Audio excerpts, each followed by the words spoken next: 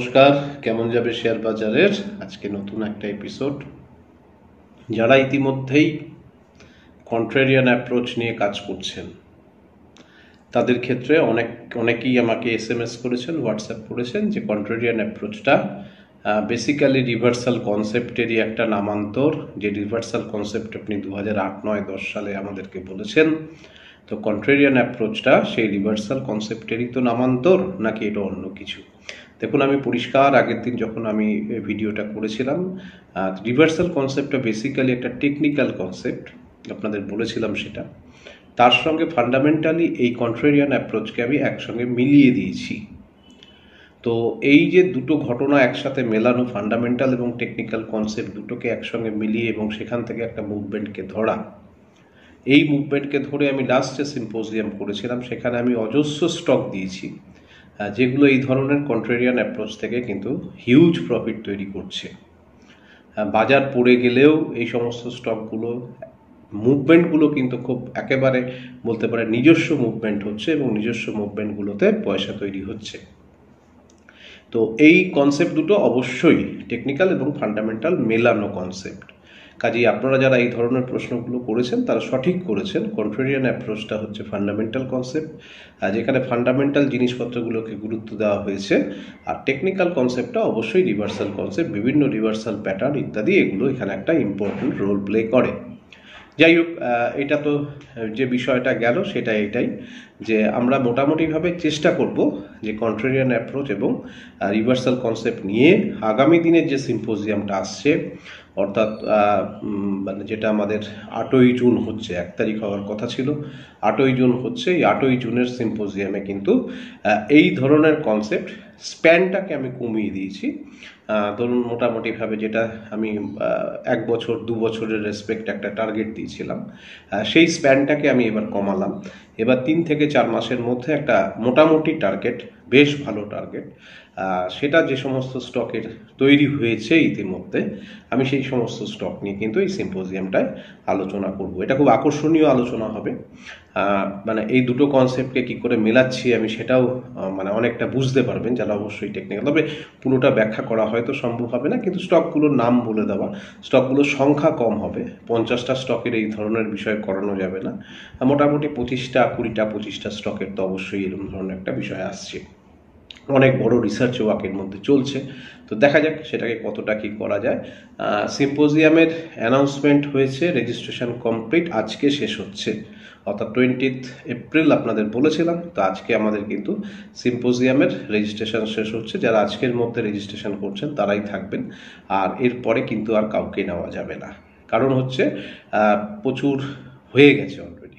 তো মানে আমার যা মোটামুটি এস্টিমেট ছিল সেই এস্টিমেট তো ছাড়িয়ে চলেই গেছে। তো যাই হোক, তো এই অনলাইন সিম্পোজিয়ামে যারা অ্যাপ্লাই করতে ইচ্ছুক আজকের মধ্যেই যোগাযোগ করে ফাইনালাইজ করে নেবেন। যারা মানে আমি মনে করছি যারা অলরেডি ভেবেইছিলেন যে করবেন তারা অলরেডি সবাই রেজিস্ট্রেশন করে ফেলেছেন। গেল আজকের যে বিষয়টা নিয়ে আলোচনা, এটা হচ্ছে আইটি সেক্টর, টেকনোলজি সেক্টর। এই টেকনোলজি সেক্টরটা কন্ট্রেরিয়ান অ্যাপ্রোচে অনেকেই ভাবছেন স্যার অনেকটা কারেকশান হয়েছে, টেকনোলজি সেক্টরে কি আমরা কি কোনো স্টক এবার তুলতে পারি? খুব মানে একেবারে খুব লজিক্যাল প্রশ্ন। আমি যেভাবে বলছি সেইভাবে কিন্তু বিষয়গুলো আসছে। টিসিএস এবং ইনফোসিস দুটোর রেজাল্ট কিন্তু বেরিয়ে গেছে, লাস্ট কোয়ার্টার রেজাল্ট বেরিয়ে গেছে। তো এই লাস্ট কোয়ার্টার রেজাল্টে টিসিএসের রেজাল্টটা তাও একটু পজিটিভ লেগেছে আমার কাছে, ইনফোসিসের রেজাল্টটা কিন্তু কিছু আমার ভালো লাগেনি। তার জন্য মার্কেট রিয়্যাক্ট করেছে, মার্কেটের পজিশন তৈরি হয়েছে এবং অনেকটা শর্ট হয়েছিল বলে মার্কেট একটা সাডেন মুভমেন্টও দেখিয়েছে। তো সেই দিক থেকে দেখতে গেলে টেক সেক্টরের স্টকগুলো আপাতত অনেকটা কারেকশানের পরে একটুখানি ভ্যালুয়েশন ওয়াইজ একটু চিপ হয়েছে। তাহলে এই যে চিপ স্টকগুলোর মধ্যে কোন স্টকটাকে নেওয়া যাবে, এটা হচ্ছে 1 নম্বর কথা। টেকনোলজি স্টকের আগামী দিনের ভবিষ্যৎটা কোথায়, কতটা মুভমেন্ট দিতে পারে? আমাদের তো দেখুন, আমরা সেক্টর ওয়াইজ যখন ভাববো অবশ্যই সেক্টরের একটা বিরাট বড় একটা বিষয় থাকবে, পুরো সেক্টরটার মুভমেন্ট কীভাবে। তবে তার মধ্যে কিন্তু আমি বলেছি কন্ট্রেরিয়ানের গল্পে সবচেয়ে বেস্ট স্টক যেটাকে তুলে নেওয়া যায় সেই স্টকটাকে নিয়েই কিন্তু আমাদের বেটটা থাকবে। তো আমরা এক্ষেত্রে ইনভেস্টমেন্টের কনসেপ্টটা থেকে আমি একটু ট্রেডিং কনসেপ্টে চলে আসছি। কারণ ইনভেস্টমেন্ট কনসেপ্টে যদি বলেন এক্ষুনি কিন্তু বেসিক্যালি বড় ইনভেস্টমেন্টের জায়গা কিন্তু এখনও টেকনোলজি স্টকের আসেনি। যেরকম গাইডেন্স দিচ্ছে, যেরকম হচ্ছে, আমার মনে হচ্ছে যে মোটামুটি সেকেন্ড কোয়ার্টার বা থার্ড কোয়ার্টারের রেজাল্টের পরে, অর্থাৎ 2024-25 অর্থবর্ষের শেষ দিকে হয়তো টেকনোলজির জায়গাটা হয়তো একটু ইমপ্রুভমেন্টের জায়গা আসবে। কারণ এখন আসলে একটা বিরাট বড় একটা ঘটনা আপনাদের অলরেডি আমি আগে যে ভিডিও করেছি সেখানে অলরেডি আপনাদের বলেছি যে এআই আসার পরে পুরো বিষয়টা আবার মানে একেবারে রিঅর্গানাইজড হয়েছে। তো সেই রিঅর্গানাইজিংয়ের ক্ষেত্রে কোথায় কি অসুবিধা হচ্ছে, সুবিধা হচ্ছে, এটার এফেক্ট কিন্তু এখনো পর্যন্ত টেকনোলজি স্টকগুলোতে আমরা পাইনি।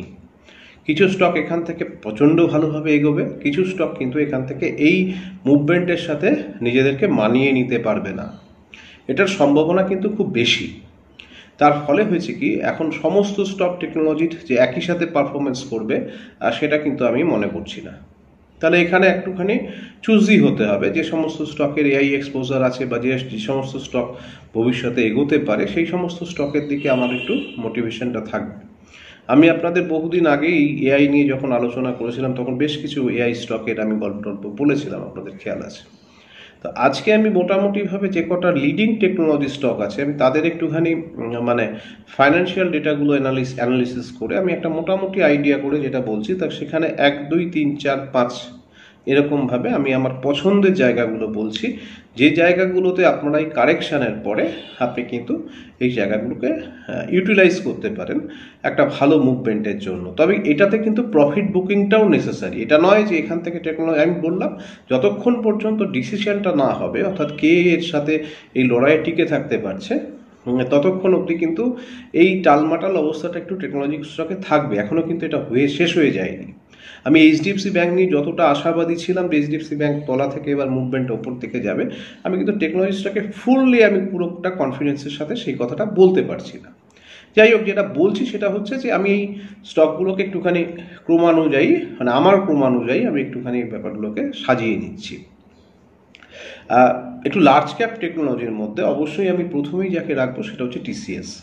আমার কাছে টিসিএসটা অনেক বেশি ভালো ইনফোসিস, উইপ্রো, টেক মাহিন্দ্রা এই সমস্তগুলোর ক্ষেত্রে।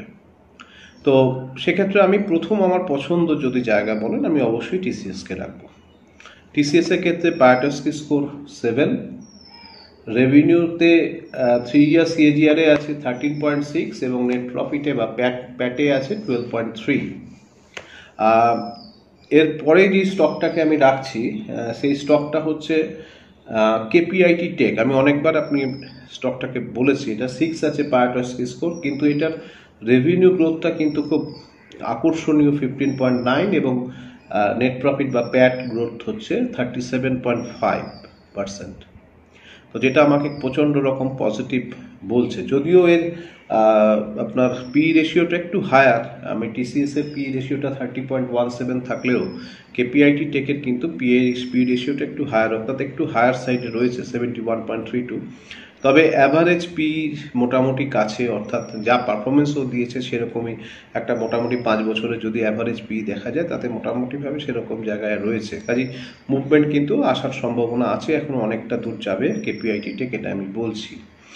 এমআইটি বা ম্যাসাচুসেটস ইনস্টিটিউট অফ টেকনোলজি কিন্তু এই স্টকটাতে বেশ ভালো রকমের এক্সপোজার আছে, এটা কিন্তু একটা খুব দুর্ধর্ষ খবর। তারপরে যে স্টকটা আসছে সেটা হচ্ছে পারসিস্টেন্টে আমি খুব আশাবাদী। পায়াটস্কি স্কোর 7 যদিও, এটাতে আপনার রেভিনিউ আছে 31.6 এবং 39.4% আছে প্যাট, যেটা টিসিএসে 13.6 এবং 12.2, সেক্ষেত্রে কিন্তু এটার একটা হিউজ ইনক্রিজ আছে। এবং পারসিস্টেন্টের পিটা আছে 58, একটু হায়ার সাইডে আছে, অ্যাভারেজের থেকে একটু হায়ার সাইডে আছে। যাই হোক, সেটা হোক, তাতে কোনো অসুবিধা কিছু নেই। পারসিস্টেন্টও কিন্তু খুব পজিটিভ একটা ইনভেস্টমেন্টের পসিবিলিটি রাখছে। তাহলে আমি 3টে স্টক টিসিএস বললাম, কেপিআইটি টেক বললাম, পারসিস্টেন্ট বললাম। এরপরে যে স্টকটায় আসছি সেই স্টকটা হচ্ছে এইচসিএল টেক। এইচসিএল টেকের আপাতত পায়াটস্কি স্কোর আছে 7, 13.0 এবং 10.32 হচ্ছে যথাক্রমে এদের রেভিনিউ এবং প্যাটের গ্রোথ সিএজিআর। আর তারপরে যে স্টকটা আসছে সেটা হচ্ছে উইপ্রো আসছে হচ্ছে উইপ্রোর পিইটা খুব আকর্ষণীয়, 20.96 পিই আছে, প্যারাটাসকি স্কোর 7 আর 13% এবং নেট প্রফিট মার্জিন আছে 10 10.3% ইত্যাদি। তাহলে আমি 5টা স্টক পরপর আরেকবার বলে নিই। প্রথম হচ্ছে আমার পছন্দের স্টক টিসিএস, তারপরে যেটা সেটা হচ্ছে কেপিআইটি টেক, তারপরে আসছি আমি পারসিস্টেন্ট টেকনোলজি, তারপরে আসছি হচ্ছে এই সিলটেক এবং তারপরে আসছি উইপ্রো। মোটামুটি এই 5টা স্টকে আপনারা আপনাদের ইনভেস্টমেন্টটা করতে পারেন এই কারেকশানে, আইটি সেক্টরে মুভমেন্টের জন্য। আমি আশা করছি এই স্টকগুলোর কিন্তু একটু বেস্ট পারফর্মার হবে। এবার আসছি ক্লাস নিয়ে। অনেকেই জিজ্ঞাসা করছেন যে মানে বেসিক্যালি আগামী অফলাইন ডেরিভেটিভটা কবে, বেহালায় অফলাইন ডেরিভেটিভটা হয় মাত্র 12 থেকে 13 জন, 12 জন বলি, ওটা 13-14 জনে গিয়ে থামে। তো এবার আমি খুব স্ট্রিক্ট যে আমি কিন্তু 13 জনের বেশি নেব না। তো তার মধ্যে 7 জন ইতিমধ্যেই মানে করে ফেলেছেন রেজিস্ট্রেশন, অ্যানাউন্সমেন্টের আগেই করে ফেলেছেন। এখন এসে যদি বলেন কিছু করার থাকে না। 6টা সিট আছে। তো মানে আমি পাবলিকলি অ্যানাউন্স করছি, যারা অফলাইন ডেরিভেটিভসে ইন্টারেস্টেড সামনাসামনি বসে ক্লাস করবেন, 12টা সপ্তাহ ক্লাস হবে। এটা শুরু হচ্ছে 7ই জুলাই, 7 জুলাই আমরা এই অফলাইন ডেরিভেটিভ ক্লাসটা শুরু করছি। তো যারা রেজিস্ট্রেশন করবেন, আমি বললাম খুব অল্প সিট আছে, যারা রেজিস্ট্রেশন করবেন তারা ইমিডিয়েট কিন্তু হোয়াটসঅ্যাপ করে রেজিস্ট্রেশনটা করে ফেলবেন। অনেকের কাছেই অফলাইন ডেরিভেটিভসটা অত্যন্ত মানে আকর্ষণীয় বিষয়, সামনাসামনি বসে শেখা যাবে এবং বিভিন্ন ধরনের 1:1 কোয়ারিজ করা যায়। যদিও অনলাইনেও আমি সেই সুবিধা রাখি, অনলাইনে ডাউট ক্লিয়ারিং সেশন, অনলাইনে নানাভাবে আমি মানে মোটামুটিভাবে প্রত্যেকটি ছাত্রছাত্রীর কাছে যাতে পৌঁছানো যায় চেষ্টা তো করি। কিন্তু যেহেতু এটা ডেরিভেটিভ, অফলাইন ডেরিভেটিভসে মানে অন্ততপক্ষে আপনাদের কাছে অনেক বেশি চাহিদার জায়গা আছে। যাই হোক, এই হলো ব্যাপার। জুন মাসের যে ডেরিভেটিভের ক্লাসটা শুরু হচ্ছে তাতে আমার ফিল্ড হয়ে গেছে, আর নতুন করে আমি কাউকে ওখানে আর জায়গা দিতে পারবো না। কেউ যদি ছেড়ে যায়, মানে আমি একেবারে আপনাদের বলেছিলাম হয় 5 জন কিংবা আমার একটা ডেট দিয়েছিলাম, তো সেই ডেটের আগে 5 জন তো ফুলফিল হয়েই গেছে। কেউ যদি ছেড়ে যায় তাহলে সেক্ষেত্রে আপনারা সেখানে ঢুকতে পারেন। আর যদি আপনারা আগ্রহী থাকেন তাহলে একটুখানি আমাকে নক করে রাখলেন। যদি দেখা যায় যে কেউ ছেড়ে দিল বা কারো অসুবিধা হলো, হয়তো সেই সময় তারা ক্লাস করতে পারলেন না, তাহলে সেক্ষেত্রে আপনাদের অগ্রাধিকার তো অবশ্যই দেওয়া যাবে, এটা নিয়ে কোনো অসুবিধা নেই। তাহলে জুন মাসের আর মে মাসের যেটা আমাদের রিসার্চ অ্যানালিসিসের ক্লাস এখন রেডি হচ্ছে, পুরোটা গ্রুপ তৈরি হচ্ছে। মে মাসে যারা আছেন তাদের তো ক্লাস শুরু হচ্ছে মে মাসের 12 তারিখ থেকে, সেটা তো আলাদা বিষয়, সেটা তো রিসার্চ অ্যানালিসিসের জন্য চলছে। আর সেপ্টেম্বরের রিসার্চ অ্যানালিসিসের রেজিস্ট্রেশন ফুল দামে চলছে, অ্যাবাভ 50% হয়ে গেছে। সেপ্টেম্বরে যারা রিসার্চ অ্যানালিসিস করবেন ইমিডিয়েটলি করে দেবেন কিন্তু, কারণ আমি যা ট্রেন্ড দেখছি তাতে হয়তো খুব বেশি হলে আর 15-20 দিনের মধ্যে কিন্তু এটা শেষ হয়ে যাবে, কারণ ওখানে মোর দ্যান 50% কমপ্লিট হয়ে গেছে। আমি শুধু আগের যে ইস্যুটা ছিল সেখানে আমি অ্যানাউন্সমেন্ট করেছিলাম, তাতে মোটামুটি যা ট্রেন্ড তাতে কিন্তু সেটা প্রায় শেষের মুখে। তো সেই ব্যাপারটাও কিন্তু মাথায় রাখবেন। যারা সেপ্টেম্বর রিসার্চ অ্যানালিসিস অনলাইন, অবশ্যই অনলাইন, তো যারা করতে চান তারা ইমিডিয়েটলি কিন্তু রেজিস্ট্রেশনটা করবেন। তাহলে আজকের ক্লাসের অ্যানাউন্সমেন্টগুলো আমি এখানে শেষ করলাম। এবার চলে আসছি নিফটি। নিফটি ভারী সুন্দর একটা প্রায় 1000 পয়েন্টের একটা খেলা দেখালো, বেশ সুন্দর লাগলো। কারণ বিষয়টা হলো যে আলটিমেটলি নিফটির যে সাপোর্ট জোনটা, সেই সাপোর্ট জোনটা খুব অ্যাক্টিভ হলো এবং 22,000-এর ওপরে কিন্তু বাই ক্লোজিং 22,000-এর ওপরে কিন্তু প্র্যাকটিক্যালি রাখলো। একদিন 21,900 সামথিংয়ে বন্ধ করেছিল, কিন্তু 22,000 লেভেলটাকে কিন্তু সাপোর্ট হিসাবে রাখলো এবং ইন্ট্রাডেতে একটা সুন্দর একটা কারেকশান এবং সেখান থেকে বাউন্স করা, সব মিলেমিশে কিন্তু আমার ব্যাপারটা খুব পজিটিভ লেগেছে। এবং 22,100-এর উপরে ক্লোজিং হওয়া, বর্তমানে যেখানে যেখানে সাপোর্টগুলোকে তৈরি করেছে সেই প্রত্যেকটা সাপোর্টে ভীষণ ভালো। প্রথমত সাপোর্টগুলো আমি আপনাদের বলি এক এক করে। প্রথম সাপোর্ট যেটা নিফটি আপাতত রাখছে সেটা 22,000-এ রাখছে, 22,000-এর সাইকোলজিক্যাল লেভেল এবং 22,000-এর টেকনিক্যাল লেভেল প্রত্যেকটাই মিলছে, কাজে 22,000-এর সাপোর্ট কিন্তু আমি আবারও ভীষণ রকম আশাবাদী যে 22,000-এর সাপোর্টটা টিকে থাকবে। যুদ্ধ বিগ্রহের জন্য এই সমস্ত ঘটনা টটনা ইত্যাদি ঘটে, তাতে আমাদের কোনো যায় আসে না। নিফটির কারেকশানটা খুব হেলদি কারেকশান হয়েছে এবং ওভারঅল আপসাইডটা কিন্তু ইনট্যাক্ট আছে। আমি এখনো পর্যন্ত কোনোভাবে কিন্তু আমি এখান থেকে যেটা বিরাট বড় ব্রেক হয়েছে সেই জায়গাতে কিন্তু আসছি না, অর্থাৎ আমার মোটের ওপর নিফটির যে ওপরের দিকের টার্গেট সেটা কিন্তু ইনট্যাক্ট থাকছে। এবারে হলো যে 22,000-এর তলায় যেটা সাপোর্ট, খুব ভালো সাপোর্ট তৈরি করলো এবার 21,800, যেখান থেকে জাস্ট টাচ অ্যান্ড গো হলো, খুব সুন্দর সাপোর্ট হয়েছে। এবং তখন যেটা মূলত দেখা গেছে সেটা হচ্ছে হিউজ একটা কিন্তু আইভি পার্সেন্টাইল ড্রপিং হয়েছে। একটা সময় যখন 21,800 ধরছে সেই সময় হঠাৎ করে কিন্তু আইভি পার্সেন্টাইল ড্রপিং শুরু হয়, প্রায় 94-95 আইভি পার্সেন্টাইল থেকে সেটা কিন্তু শেষ অবধি যখন বাজার উপর থেকে কভার করে নিয়ে এলো সেটা 82-83-তে এসে থেমেছে। দ্যাট মিনস হচ্ছে এই জিনিসটা ঘটা, অর্থাৎ মুভমেন্টটাকে একটা জায়গায় এনগেজ করে দেওয়া বা সাপোর্টটাকে একটা জায়গায় দাঁড় করিয়ে রেখে সেখান থেকে অ্যারেস্ট করিয়ে মুভমেন্টটাকে তুলে নিয়ে আসা, এটা খুব কিন্তু মানে টেকনিক্যালি এবং বোথ আপনার ডেরিভেটিভ ডেটা দুটো থেকেই কিন্তু কোয়াইট ভিজিবল হয়েছে। তার ফলে গতদিনে আমার যারা লাইভে আছেন, যারা কল নিচ্ছেন, এরা তাদের সাথে কিন্তু প্রত্যেকটা জায়গায় আমি কিন্তু বুল কল স্প্রেড বা এই জাতীয় স্প্রেডগুলো আমি ইউজ করিয়েছিলাম এবং সেক্ষেত্রে কিন্তু খুব পজিটিভ রেজাল্ট এসছে। তো এই সময়গুলোতে কিন্তু বেসিক্যালি আমরা এইভাবেই কিন্তু ট্রেড করব। আপাতত উপর দিকে যে রেজিস্ট্যান্সটা আসছে সেই রেজিস্ট্যান্সগুলো সাপোর্টগুলো আমি একটু পার্টিকুলারলি পয়েন্ট ওয়াইজ বলে যাচ্ছি, পারলে একটু টুকে রাখবেন, কারণ ভবিষ্যতে অন্তত আগামী 1-2 সপ্তাহ কিন্তু এটা কাজে লাগবে। নিচের দিকে 21,805, দ্বিতীয় সাপোর্ট 21,715, তারপরের সাপোর্টটা 21,423। দ্যাট মিনস 21,800 এবং 700 সাপোর্টটা ভেঙে গেলে তারপরে কিন্তু একটা ভ্যাকুয়াম আছে, সেই ভ্যাকুয়ামটা কিন্তু 21,400 অবধি নিয়ে যেতে পারে। ওপর দিকে আপাতত রেজিস্ট্যান্স ফেস করবে, স্টিফ রেজিস্ট্যান্স ফেস করবে 22,290, 22,498 এবং 22,647। নিফটির ক্ষেত্রে আমি কিন্তু এখনও পর্যন্ত আপসাইড নিয়ে আমি আশঙ্কা প্রকাশ করছি না। কারেকশানটা উইদিন লিমিট হয়েছে এবং সেই কারেকশানটার থেকে একটা সুন্দর সাপোর্ট নিয়ে তৈরি করে নিয়ে এসছে। আমি বলেছিলাম, আমার সঙ্গে যারা বোধহয় ওই ডেরিভেটিভ ক্লাবে আছেন তাদের সাথে আমার এই আলোচনাটা হয়েছিল যে এই মুভমেন্টগুলো, নিচের দিকের মুভমেন্টগুলো কিন্তু ভালো স্টক কেনবার জায়গা। এটা যদি আপনারা একটু মোটামুটিভাবে ক্যাশ লেভেলটাকে একটু এনরিচ রাখতে পারেন তাহলে অবশ্যই কিন্তু হিউজ পয়সা কিন্তু বার করা যায়। এইচডিএফসি ব্যাংক একটা দিনেই প্রায় 40-50 টাকা মুভমেন্ট দেখিয়েছে গতদিন। অনেক স্টক একেবারে নিচ থেকে প্রচুর উঁচুতে চলে এসছে। তো এই জিনিসগুলো কিন্তু এই সমস্ত দিনে ঘটে যখন ধরুন এরকম ধরনের একটা মুভমেন্ট আমরা পাই। এটাকে শর্ট কভারিং র্যালি, হ্যাঁ শর্ট কভারিং র্যালি, অবশ্যই শর্ট কভারিং র্যালির সাথে এখন কিন্তু লং বিল্ড আপ হওয়াটাও জরুরি আছে এবং লং বিল্ড আপ হলেই দেখবেন আপসাইডের মুভমেন্টগুলো কিন্তু কোয়াইট জাস্টিফাইড মুভমেন্ট হবে এবং মুভমেন্টটা হবে।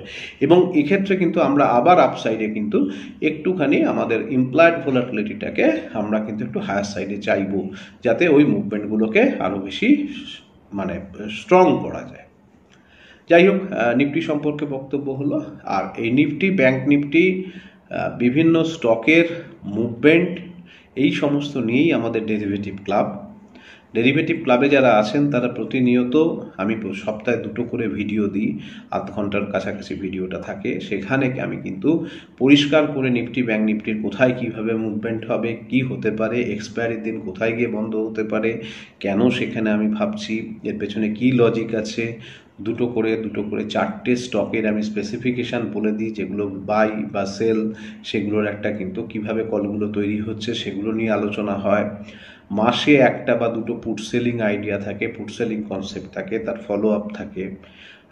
জিরো ডিটি বলে যে কনসেপ্টটা আছে, সেই কনসেপ্টে মোটামুটি সপ্তাহে 4 দিন জিরো ডিটি কিন্তু আপনাদের দেওয়া হয়। সমস্ত কিছু নিয়েই এই প্যাকেজটা থাকে। এটা ডেরিভেটিভ ক্লাবে আপনারা পাবেন। যারা ডেরিভেটিভ ক্লাব সম্পর্কে আগ্রহী, অর্থাৎ যারা ডেরিভেটিভে কাজ করছেন তাদের জন্য বিশেষ উপযোগী। যারা আমার ছাত্রছাত্রী আছেন, যারা ডেরিভেটিভে আছেন, তারা তো আছেনই সেখানে, প্লাস যারা ডেরিভেটিভে কাজ করছেন, একটু কনসেপ্ট রয়েছে ডেরিভেটিভ সম্পর্কে, তারা কিন্তু ডেরিভেটিভ ক্লাবে জয়েন করবেনই। করলে পরে অন্ততপক্ষে এই যোগাযোগটাই অবস্থানটা বুঝতে পারবেন। যাই হোক, আর এছাড়া ক্যাশে যারা কাজ করেন, অর্থাৎ যারা ছোট ছোট সুইংয়ে কাজ করেন, তারা তো জানেনই আমার ওই ভিডিওটা সাবস্ক্রাইব করেছেন বা চ্যানেলটা সাবস্ক্রাইব করেছেন, এর একটা ছবি তুলে আপনারা পাঠিয়ে দেবেন।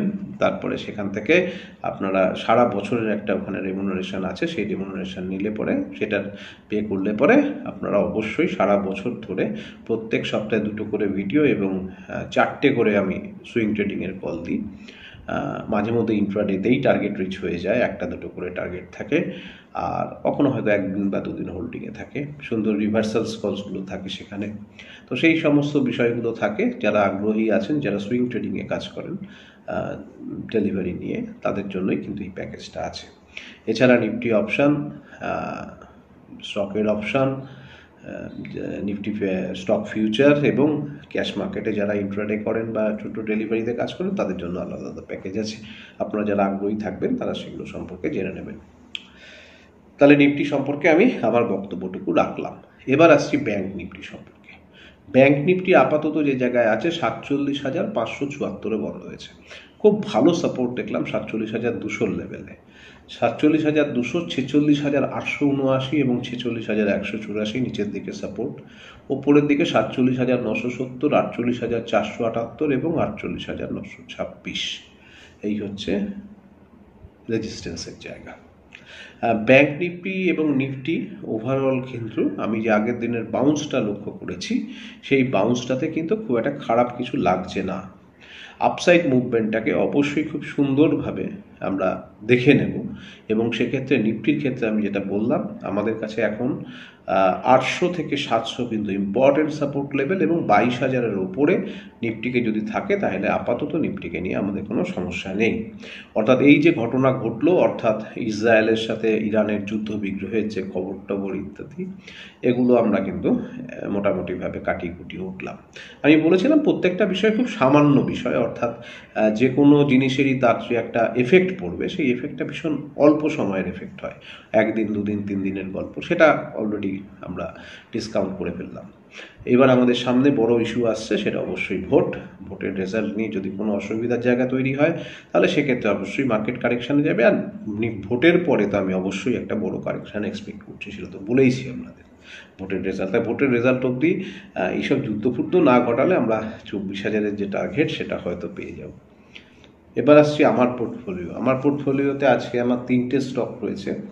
একটা হচ্ছে টাটা কেমিক্যাল, 1103 টাকা দাম, 1016 টাকা আমার স্টপ লস, আর টার্গেট হচ্ছে 1146 এবং 1188।